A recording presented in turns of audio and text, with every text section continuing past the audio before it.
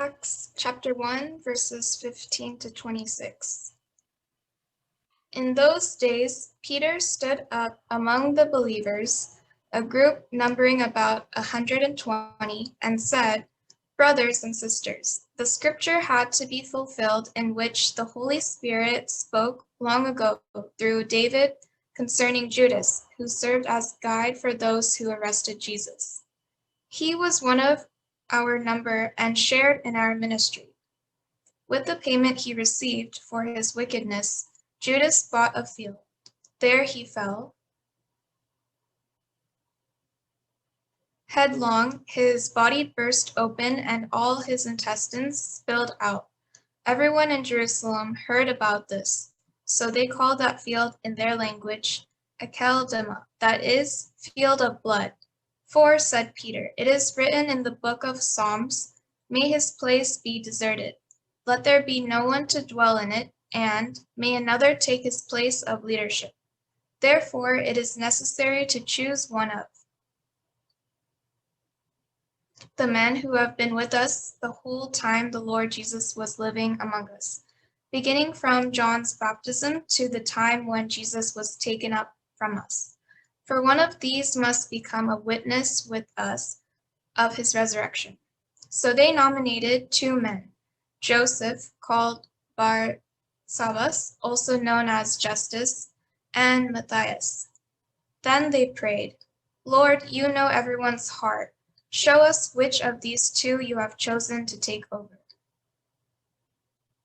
this apostolic ministry which Judas left to go where he belongs." Then they cast lots, and the lot fell to Matthias. So he was added to the 11 apostles.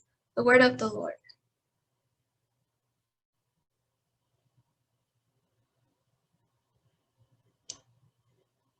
John chapter 17, verses 6 to 19. I have revealed to you those whom you gave me out of the world.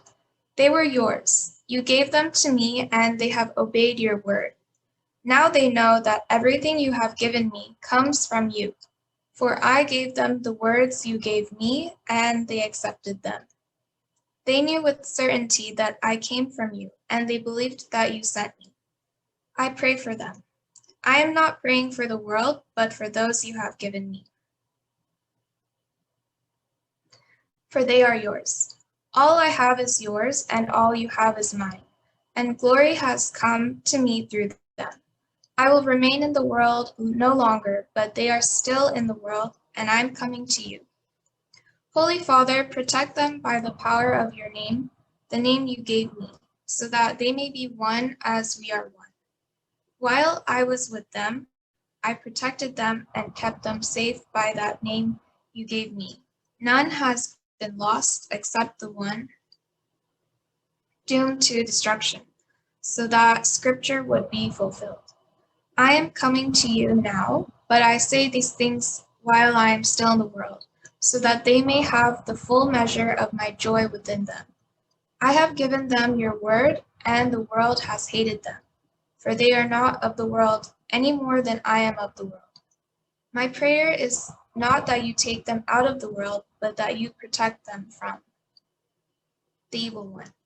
They are not of the world, even as I am not of it. Sanctify them by the truth. Your word is truth. As you sent me into the world, I have sent them into the world. For them I sanctify myself, that they too may be truly sanctified. The word of the Lord. Greetings and blessings in the most blessed name of our Lord and Savior, Jesus Christ. The theme for our meditation that I have chosen is Jesus' prayer. Jesus' prayer. You may turn your Bibles to John's Gospel, chapter 17, where the high priestly prayer, this is called the high priestly prayer. In this 17th chapter, we see that Jesus is beginning with praying for himself. And further, we see Jesus is praying for his disciples. And then in the final passage, we see he is praying for all the believers. This is one of the longest prayers which is recorded, the longest prayer made by Jesus, and this is recorded in John's Gospel. Prayer means what comes to our mind. Prayer means what? There are many definitions, isn't it? It's a communication to God, and it is something that we speak to God. It is something we give our petitions to God. Prayer means something we praise God for what He is doing, and we bring forth all our needs. And if we are having sickness, we ask for healing. And if we are not doing well in life, we ask God to give us strength. Isn't it? There are so many ways in which we pray. Pray means for some it is only asking God. Prayer means always asking. Prayer means always in conversation. Prayer means always in communication with God. And Jesus Christ, while he was leading the earthly life, he not only preached, but he practiced. And he fixed all the practical difficulties what an ordinary human being experiences or goes through when it comes to maintaining our relationship with our Heavenly Father. It is very hard for us to be faithful or to be sincere to God and to our faith. There are so many obstacles, so many challenges that a believer experiences. This morning after Sunday school, I was asking my little daughter, what did you learn today from Sunday school story? And she was saying about Job. And Job had a lot of boils, and he was wrong at one point of time, and God is right. That is a powerful reminder. Sometimes, we always have that perception, I'm always right. I'm always right. I'm not at all fault. What did I do? What is wrong? I didn't do anything wrong. This is what we express, isn't it? In our communications or when we are talking to our parents, when we are talking to our friends, if they try to find out any fault or try to point out at our weakness, we'll say, no, that is not wrong. And in American context, they'll say, that is legal. They talk in that like advocates, isn't it? Everyone is an attorney in America. That's what I would say. ప్రతి ఒక్కరు కూడా అడ్వకేట్లే. లీగలా ఇల్లీగలా? Legal అయితే everything is right. And for legal, there should be always evidence, isn't it? To penalize a person as per the law, there should be an evidence. So as long as there is no evidence what you are doing, even if it is wrong, even if it is wicked, then it is not wrong, because you are not receiving punishment and nobody is there to testify that. Same thinking, same kind of experience what we have in the world, we try to bring in the relationship between us and God. That is very dangerous. That is one of the dangerous things, that we try to incorporate the worldly things into the spiritual relationship with God. Jesus Christ, he began his earthly journey in such a way, and he taught his followers for 3.5 years. If you spend time with a person more than 3 years, more or less all the qualities will come to you.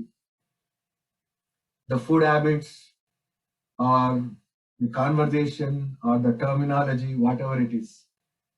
What you were before marriage and what you are after marriage, you can experiment. 3 years, if you spend time in a hostel, you will end up talking about that hostel throughout your life. Yes, I was like this, my hostel is like this, my day-to-day routine is like this. If you spend time with your parents for 3 years together, you'll talk about your house, your mom, your dad, your family members. And Jesus Christ has chosen the same paradox. He introduced the same thing with his disciples. He spent time for 3.5 years so that they will talk again and again repeatedly about Jesus Christ. If you are spending time with Jesus, then you'll talk about Jesus. If you have conversation with Jesus, you'll pick up the same terminology of Jesus. If you walk with Jesus, then you will have the heart of Jesus Christ. Jesus Christ is praying before his arrest in Garden of Gethsemane. He is praying in such a way that his life begins with prayer. In Mark Gospel, we see that Jesus Christ is going early in the morning to a solitary place and begins his day with prayer. Whenever he was so busy with people, crowd is surrounding him, and crowd is not giving him any personal time, and he withdraws to an isolated place. He withdraws to a solitary place. He goes to an isolation place and spends there time in prayer. You know, sometimes we are so tired with our day-to-day routine, isn't it? We are so busy after working from home with these electronic gadgets. Our eyes wanted to see the world now.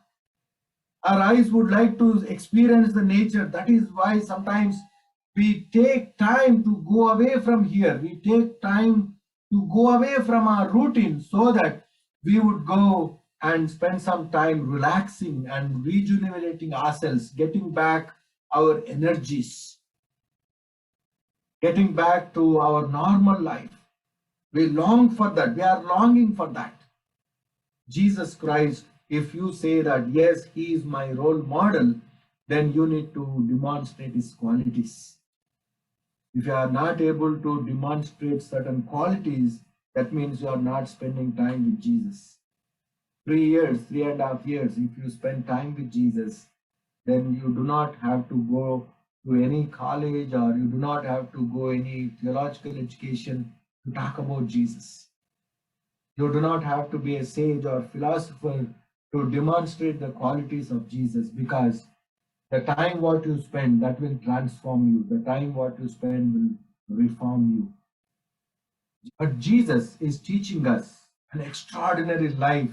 Though ordinary we are, he is introducing us extraordinary skills. If these skills are taught by some expert, when we pay money, and if a counselor is asking us to do for good health, we will follow.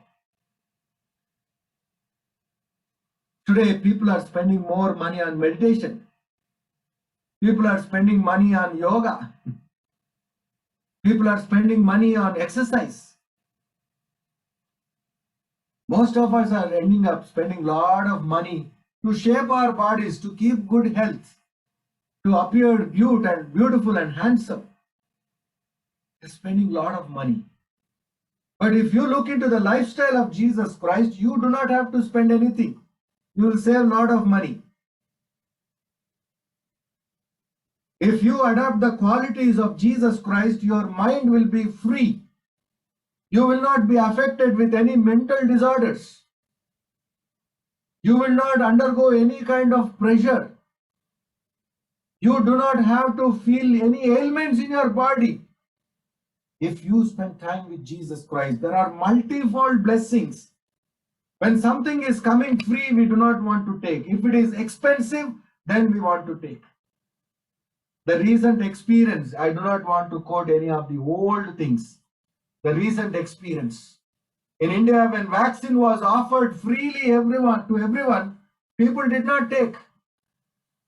6 months back or 4 months back. Now people are spending money and buying it. They are not getting. Once it becomes expensive, we feel more comfortable. Okay, that is good. If something is coming free of cost, we neglect. We believe the rumors. We get carried away.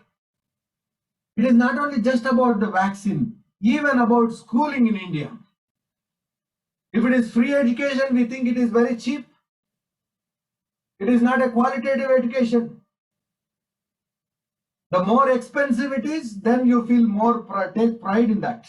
Yes, my child is studying in so-and-so school, If he wants to do extraordinary things, he can do it.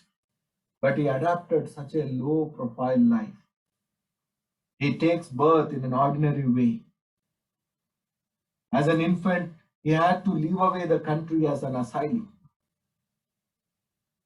Then as a boy, when he comes, People humiliated him because of his background, social background. Hey, is this not a son of the carpenter? Is he not from that Nazareth, a poor town? Sometimes based on the place, we strive hard to get an identity. About 10 years back, if you tell somebody in India about where do you live in United States, Phoenix, where is Phoenix? Oh, who lives in Phoenix?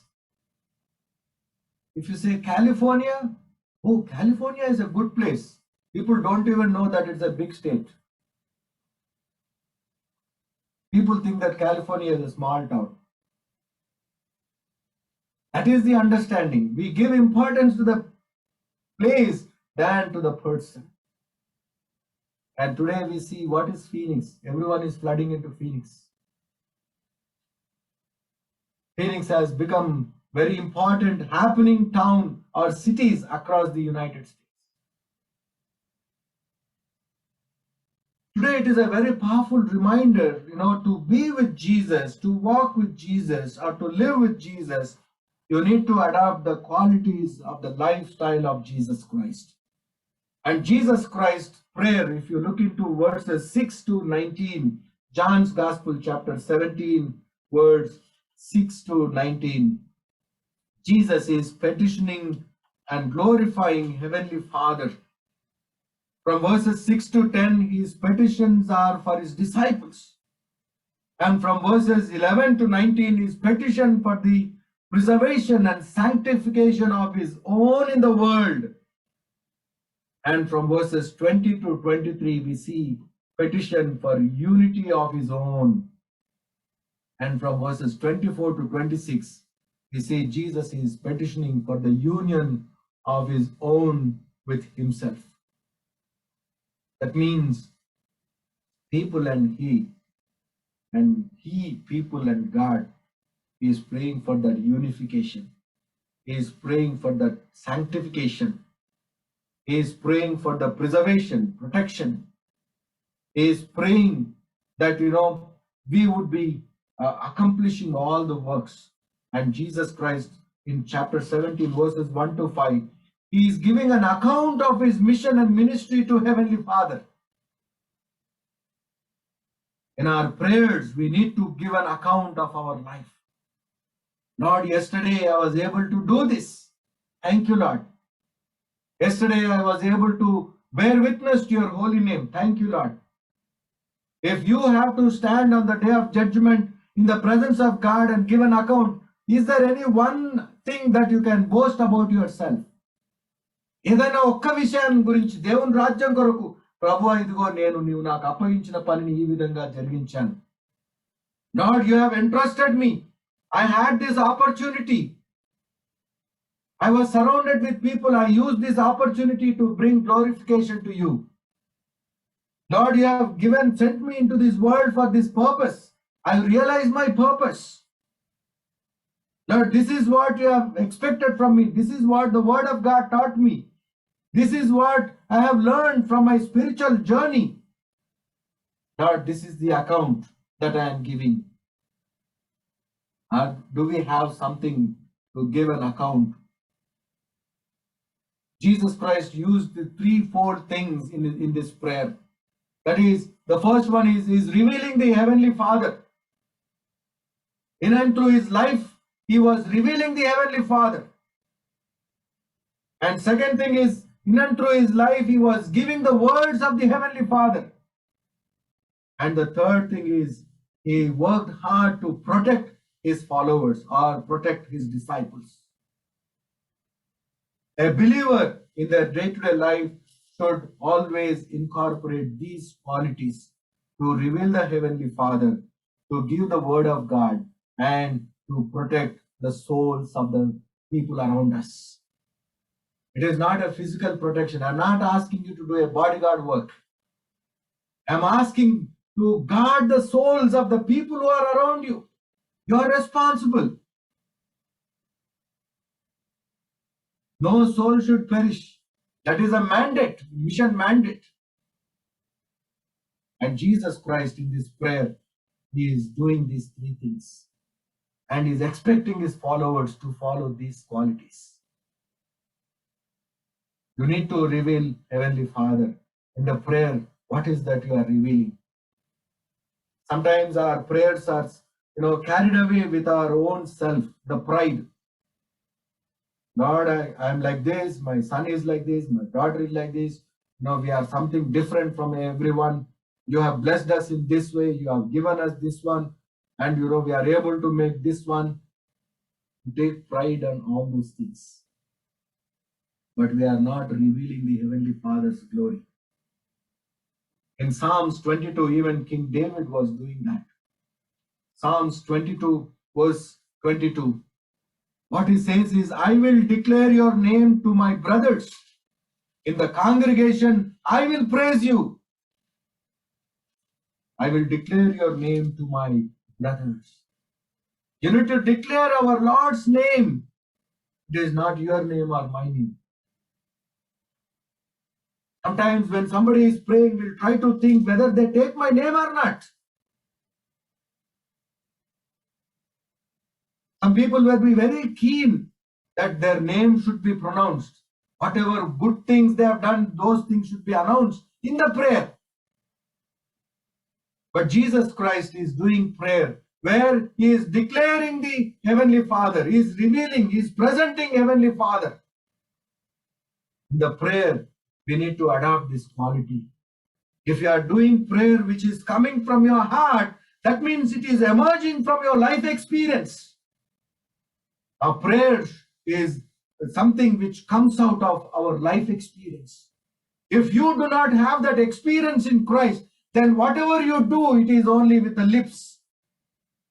It is not a prayer which is coming from your heart. It is only a prayer which is coming from your lips. Jesus Christ wholeheartedly, he committed his life. And time and again, when people praised him, whenever he has done a miraculous sign, Jesus Christ makes it very clear. I have come to glorify the one who has sent me. He never got flattered with the words of people. He never got flattered with the words or appreciation of the people about the mighty things what he is doing. Oh Jesus, you are so great. First time it is nice. Somebody tells us. Second time also it is nice. And third time, if that person is not saying, we will go and remind him, hey, what happened? Last 2 times you told. Now why you are not telling? Is it not good? The expectations are growing within us. When you try to have expectation from people to praise you, then it is a dangerous thing. Don't fall prey to this worldly appreciation. That is a worldly way of living. First time is good, second time is good. Third time will be longing. Jesus Christ never fell to this kind of appreciations. He was always revealing the Heavenly Father. He begins the mission and ministry of proclamation about the kingdom of God with baptism. With baptism. To remind us, it is not that he needs some kind of forgiveness of sins. It is not that Jesus was a sinner that he need to take a baptism of repentance. No. In order to fulfill the scriptures, in order to teach every believer that baptism is very important. Baptism in water and spirit is very important. Sometimes we get baptized, but we feel that as how water dries away, our lives are dried off. We forget the vows, the covenant what we make in the presence of God, proclaim in the midst of the believers. Yes, I am a follower of Jesus Christ. What are our baptismal vows? What is the covenant that we made with our Lord Jesus Christ on the day we are baptized? Jesus Christ, before initiating or proclaiming about the kingdom of God, he began his journey to teach us that baptism is very important. Don't postpone your baptism. Don't forget the vows what you have made on the day of your baptism. That is very important. Jesus Christ began his ministry, and by receiving the baptism, he witnesses to the community that there is Heavenly Father, the existence of the Lord Almighty. The Heavenly Father voice is revealed over there. In our baptism, God is going to affirm to people, yes, this is my child. In our baptism, God is going to proclaim, yes, this is my chosen one, in whom I trust. These are the words which are revealed to the disciples when Jesus was baptized at Jordan River by John the Baptist. In our baptism, we are proclaiming to the church, to the believers, yes, I am been chosen by God. I am chosen by Jesus Christ. And I have decided to follow Jesus Christ. When he has done miraculous signs, he glorified. When he did healing, he asked people to glorify God and be grateful to God. He upheld always the word of the Father. He did not come to take away the commandments.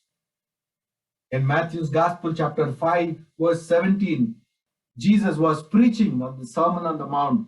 In chapter 5, we see in verse 17, do not think that I have come to abolish the law or the prophets. I have not come to abolish them, but to fulfill them.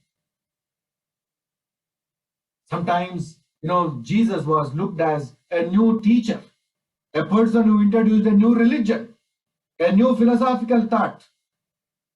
People mistook teachings of Jesus Christ. Sometimes even believers are carried away with these influences. Old Testament is not necessary. We follow only New Testament. Okay, are you really following the New Testament? Oh, for me, Paul is not important. Only Gospels are important. Okay, are you really following Gospels? Sometimes people say, no, these were not written when Jesus was alive. You have a story. You need a reason to escape. We have gone to the extent with the worldly knowledge saying that sometimes, no, Bible is not true. People have gone to the extremism of setting aside the scripture, setting aside the faith, not recognizing the existence of a creator. What a pity it is. But Jesus Christ, when he was asked by the people, are you saying that you do not have to follow Mosaic law?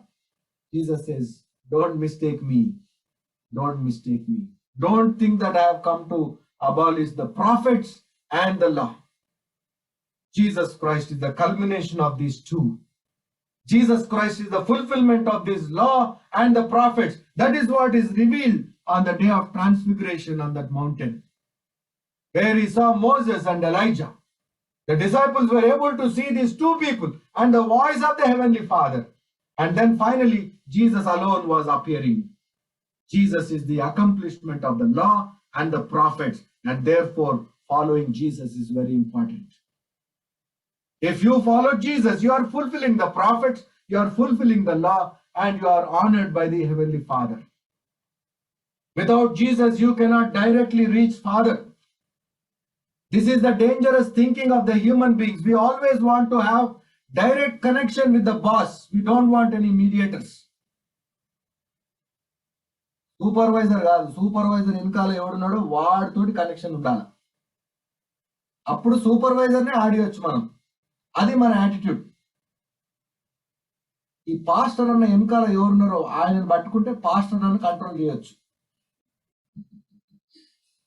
ఎవరున్నారో చూడాలి. ఇది ఒక అన్వేషణ. Who is behind this man? How to control, take control of him, bypass him. At the workplace, we try to do this. In our homes, we try to do this. Among the friends, we try to do this. Evaru cheppute eena maata vintadu. Whose word is he listening? We need to captivate that person. That is the nature. But Jesus Christ makes it very clear. You cannot bypass me. You cannot bypass me. If you want to go to the Father, it is only through me. He knows the minds and attitudes of the people. Jesus' lifetime, the people who are surrounding Jesus was not an ordinary situation. చాలా రకరకాల విద్వాంసులు ఉన్నారు యేసుక్రీస్తు చుట్టూ. Variety of people, learned people, very renowned people, and ordinary people. It's a union of so many people, blend of so many people. And Jesus Christ makes it very clear.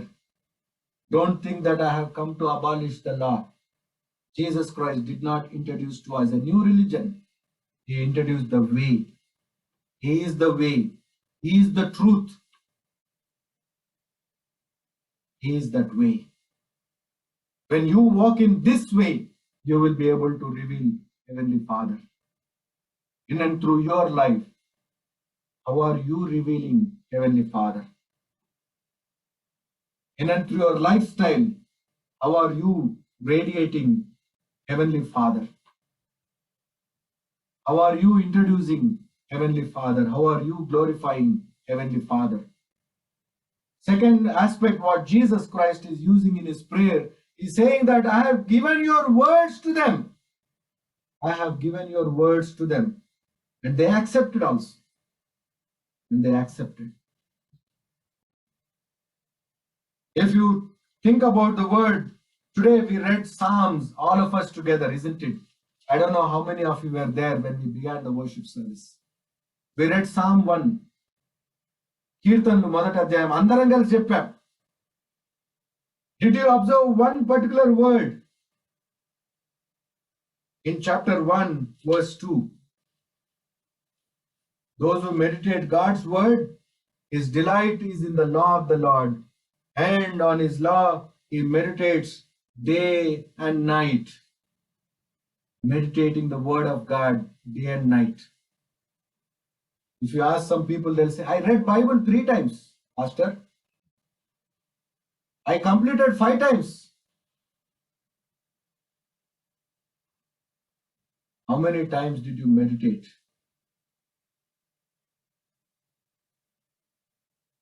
Reading like any other book is easy. But meditation of the word of God, those who meditate, God is delighting in them. Is God your delight? How God is delighted because of you. Because of your lifestyle, is he delighted? Do you have time to meditate? If our prayer is very long, we don't like it, isn't it? We open our eyes and look around. When I was a young boy, one pastor used to come to our house. And he used to ask me to accompany him to other houses also. I used to go with him. With his Bible and one song book. There used to be one small handbag, and I used to take that and carry. And after going some homes, he used to pray. And while praying, he had a habit of opening the eyes and praying. And there was a mirror in the shelf, first room. Small mirror, not a big mirror, but a small mirror. Only your face is visible, not the body. And he was looking at that mirror and he was combing and praying the prayer. Out of my curiosity, I was opening and watching him. And the woman of the house also opened her eyes. And in the prayer he says, close your eyes.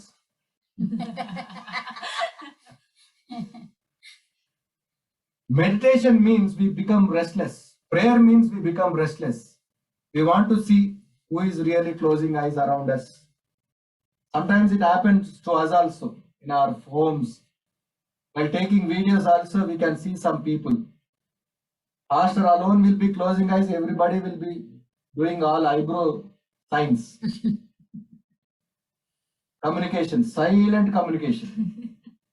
Only pastor will be closing his eyes.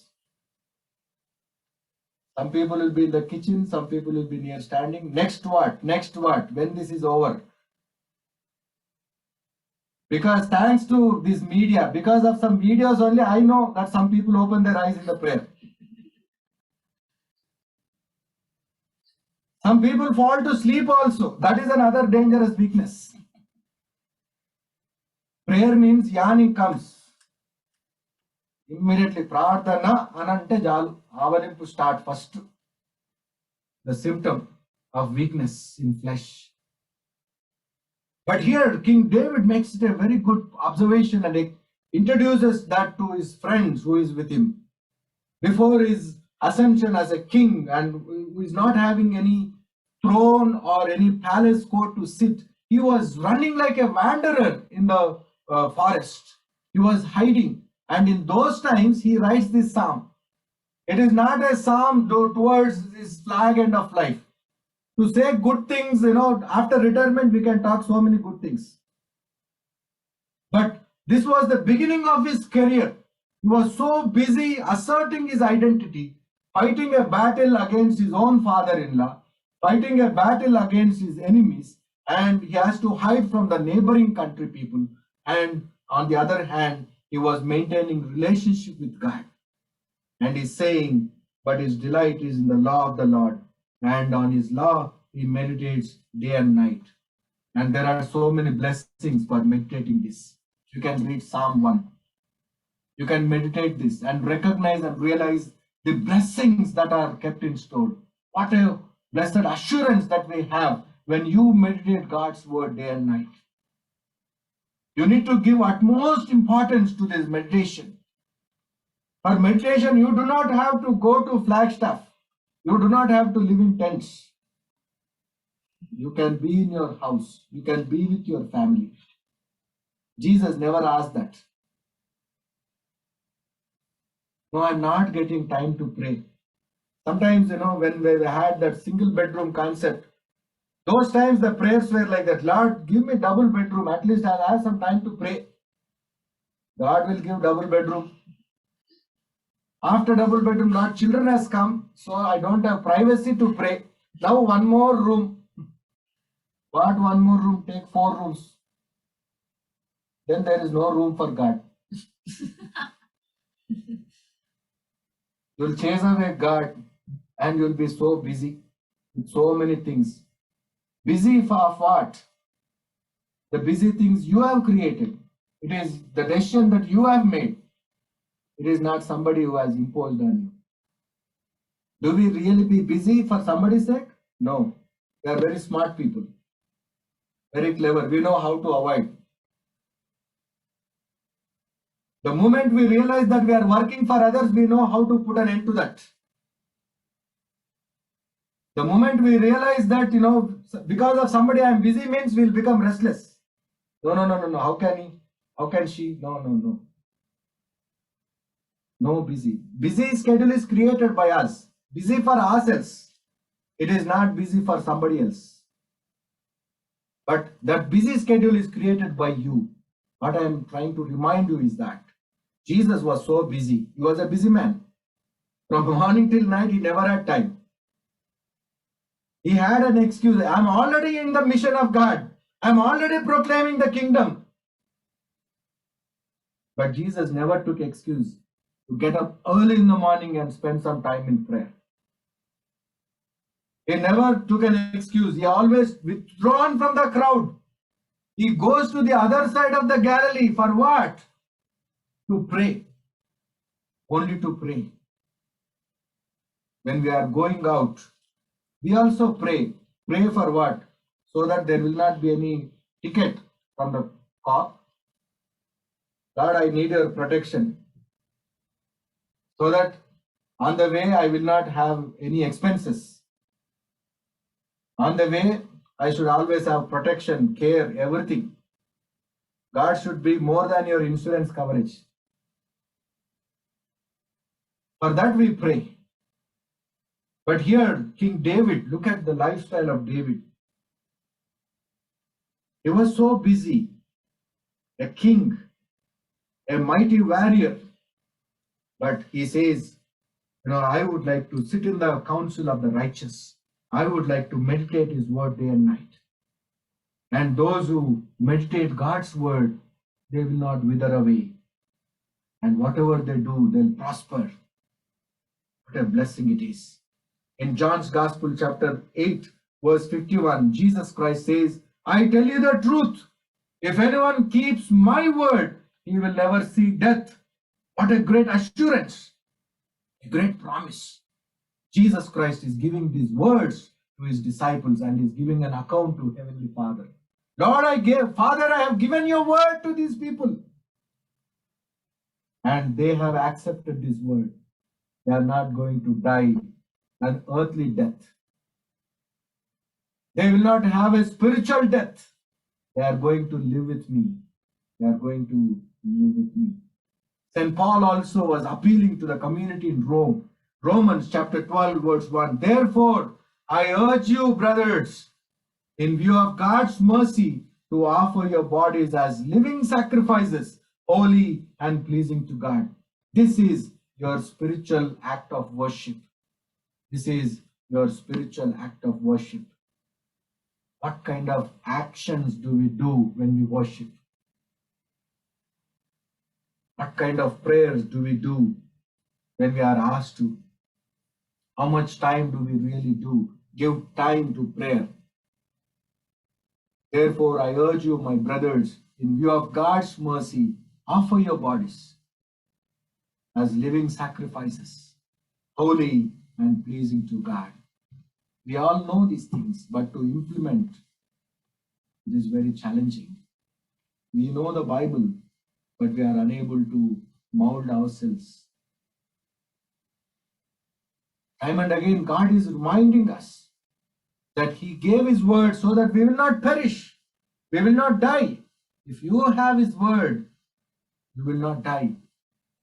What a great promise. You need to claim this promise. If we have to leave this world, what next? What next? The world is so worried. If this earth is going to perish, we want to begin life fresh at Mars. That is the exploration era that we live today. Oh, on Mars, there is a possibility of life. Oh, on Mars, there is a possibility of water. Oh, on Mars, you can grow this.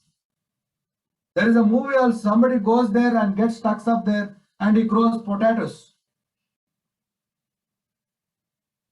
The possibility of looking for alternative but not mending to the rules and guidelines of our Savior. First you seek. Your life is a temporary thing. Your lifespan is very short. We assume so much as you grow in age. We feel life is so short. But this short span of life, we are trying to do so many things. We want to do so many things. Assuming is that we are ever here on this earth. No, we are temporary beings. We are temporary beings. Life is very short. Life is like a bubble. I don't know whether it is Kodak or Fiji filmmakers used to give that ad. Life is a bubble, just snap it before it bursts. To buy the reels, nowadays no reel for cameras, but in those days it was all reels, 33 snaps or 36 snaps. So the Kodak company or some other company used to give an advertisement. Life is a bubble, so you snap it. Life is like a bubble. Yes, it is true. We do not know when we have to leave the world.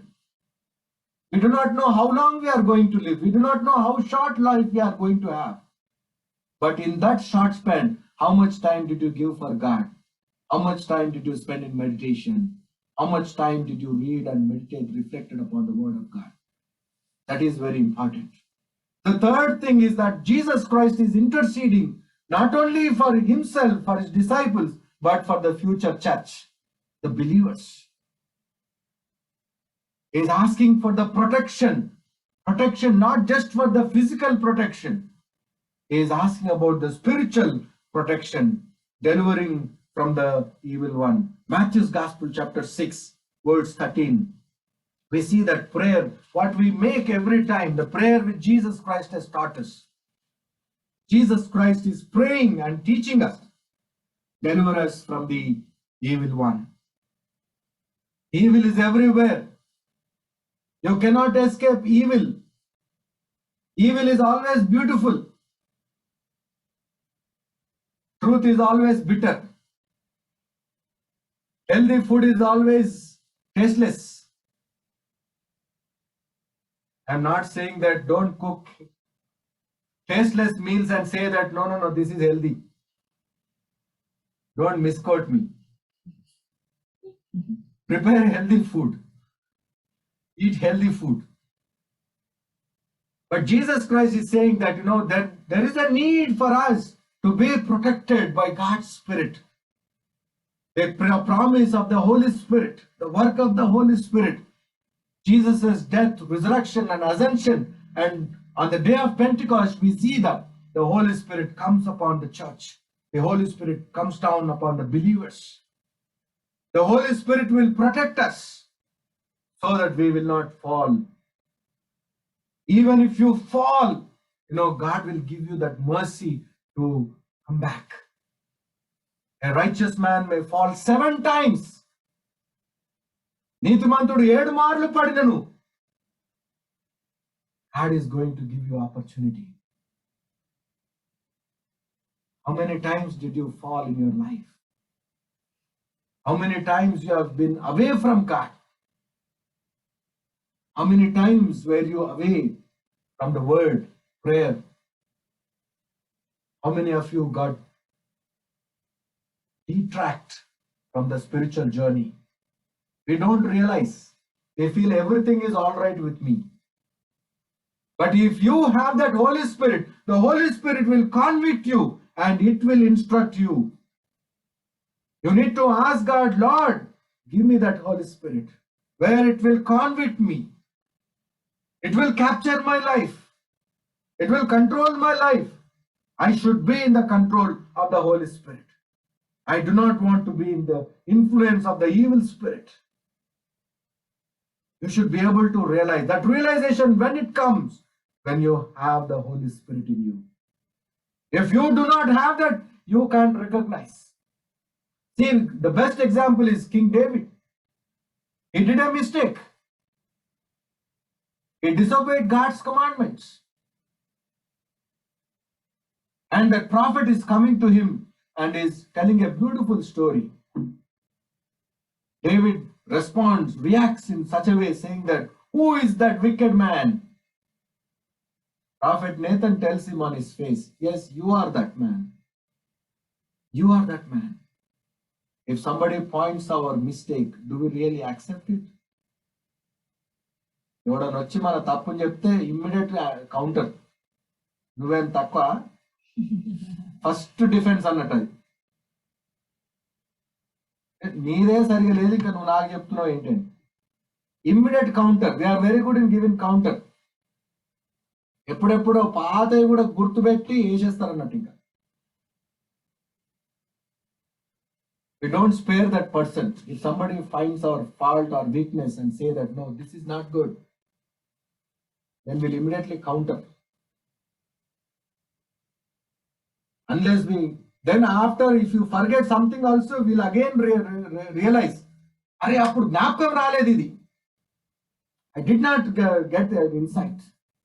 ఇప్పుడు జ్ఞాపకం వచ్చింటే నా అప్పుడే మూతి మూయించేవాడిని.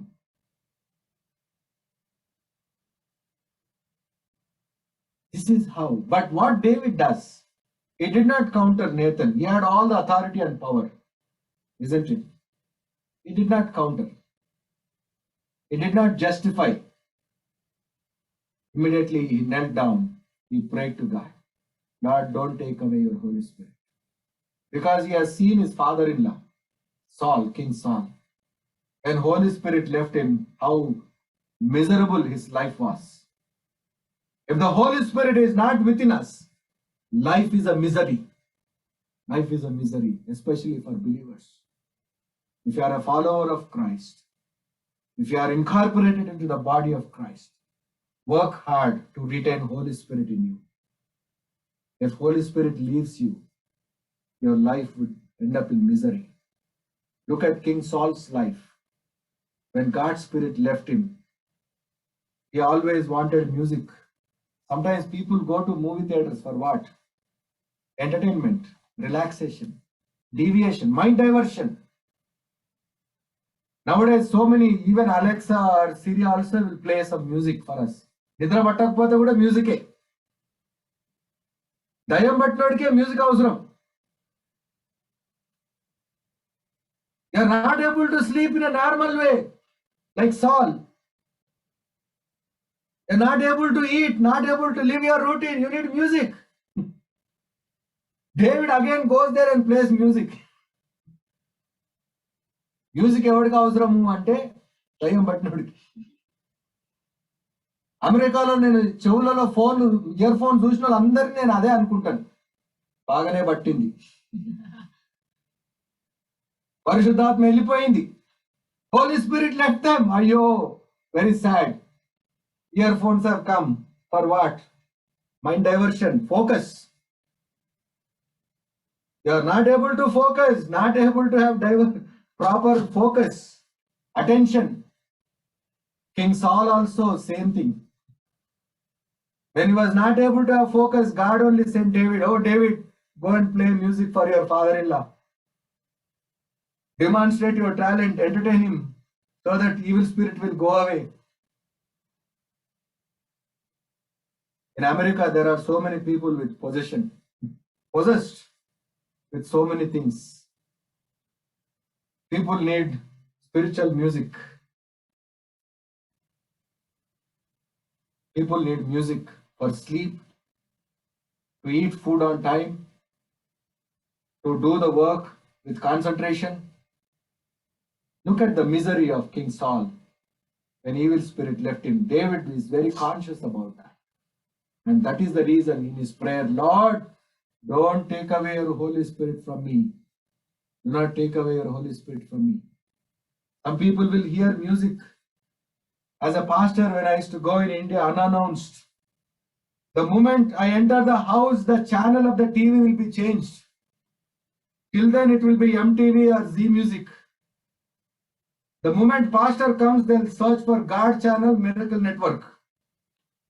They want to show to the pastor who comes for visit. Okay, if they put the Miracle Network or God channel, are they watching with me? No, they'll go and sit in the kitchen.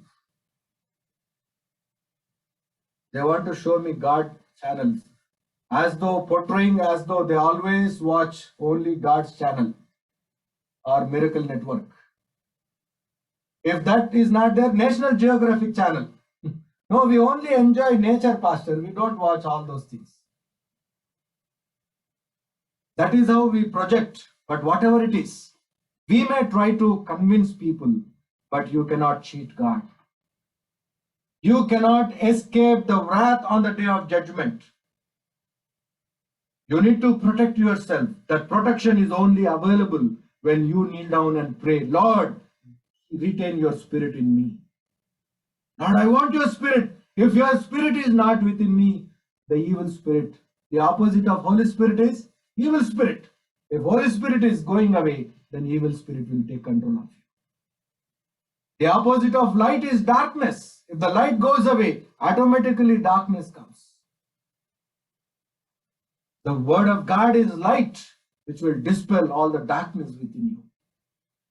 Jesus Christ is seeking protection from the Heavenly Father. Lord, deliver them from all evil. Deliver them from evil. St. Paul is writing to Thessalonians, 2 Thessalonians letter, chapter 2, verse 3. రెండవ పత్రిక thessalonians రాసిన రెండవ పత్రిక రెండవ అధ్యాయం 3వ వచనం. Don't let anyone deceive you in any way. Don't let anyone to deceive you in any way. We live in the times of deception. Deception may come in any way, in any form. Satan also speaks scriptures sometimes. That is a dangerous thing. And Paul is reminding to the community in Thessalonica, saying, don't get carried away. The evil one also will come. Even it comes into the worship place. Even it can come into your house. Be on watch. Don't get carried away in the end times. Retain your faith. Retain your faith throughout your life journey. St. Paul also writes in that same 2 Thessalonians chapter 3, verse 3, but the Lord is faithful and he will strengthen and protect you from all the evil one. The strength, the protection, is only available to the soul is Jesus Christ. You need protection of your soul. We work hard so much for protecting our bodies, isn't it? It is not only a child when he or she is born, we are worried about the future. Whenever I listen to that stem cell technology, people are so worried. Even if they die, their life can be replaced. Even if they have any kind of ailment through stem cell, there would be possibility of extending the life. What about the spiritual life? Are you worried about that? We are investing so much for our body. We are investing so much for our living. What about the investment about your spiritual life? Is your soul safe? Is your soul secured? Did you receive forgiveness of sins? Did you seek the baptism of repentance? Did you receive the gift of Holy Spirit? If so, how are you retaining the Holy Spirit? How are you working hard? What are the spiritual activities that you have adopted for your spiritual growth? These are very important. We live in end times. If you look around, the world is in a disastrous situation. People are living, taking their heart in their hands. Okay, today we are alive, that is enough. People have come to that conclusion today. People have realized the important and essence of life, what it means to be in good health, what it means to survive. People have realized, people are turning to Christ. Those who have already turned to Christ, are you really in Christ? Jesus Christ has been praying. And in Revelation chapter 3, verse 21, Jesus Christ is declaring, to write down these things. To him who overcomes, I will give the right to sit with me on my throne, just as I overcame and sat down with my Father on his throne. Jesus Christ is willingly giving us his throne. Jesus Christ has prepared a place for us, and Jesus wants you and me to be there. We need to remind ourselves that our focus in our life and in our prayer is that we need to reveal Heavenly Father. We need to give God's word to others, and we need to seek the protection of the souls of the people around us. It is a great responsibility of the church. Not living for yourself is not sufficient. You are here as representatives of the kingdom of God. You are here to protect the soul of your neighbor. You are here to protect and guard the soul of your fellow brothers and sisters, your own family, your own friends, your own community members. Because God's plan, God's vision is that every knee should bow in his name and every tongue should confess that Jesus Christ is the Savior. Let us continue to walk in this path and continue to do these prayers and live as how Jesus lived. May the Lord bless us and guide us so that we would be effective instruments in his hands. Amen.